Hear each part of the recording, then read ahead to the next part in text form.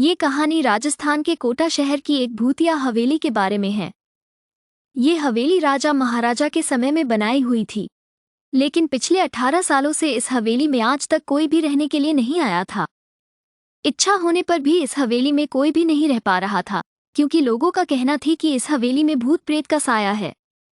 जब अजीत सिंह को इस हवेली के बारे में पता चला तो उसने तय किया कि वो इस रहस्य को जानकर ही रहेगा, क्यों लोग इस हवेली में नहीं रह पा रहे थे।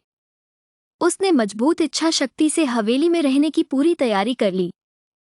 जब उसने हवेली के अंदर जाने के लिए पैर आगे बढ़ाए तो दरवाजे पे किसी अनजान व्यक्ति ने उसे रोक लिया और नजदीक जाके बोले, कौन हो आप और किधर जा रहे हो?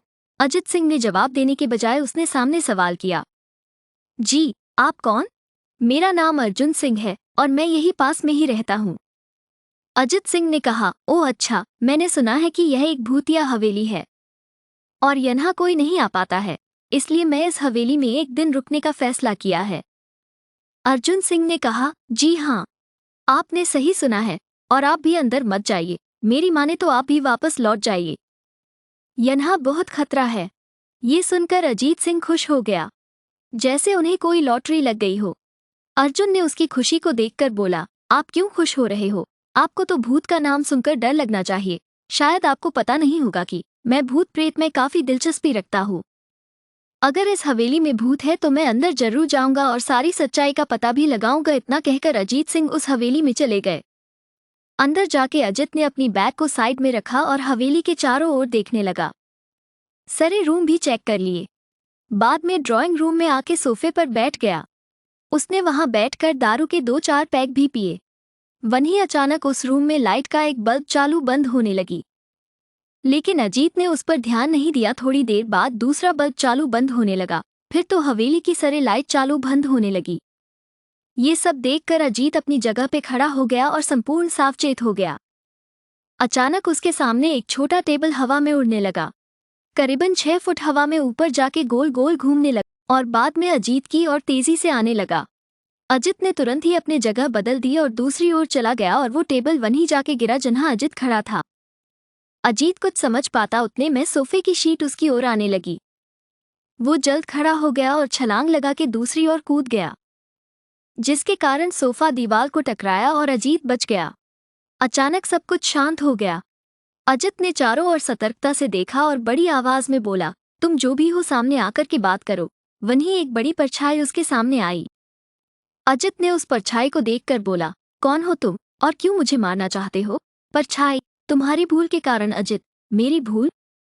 मैंने कौन सी भूल की? परछाई, इस हवेली में आने की भूल।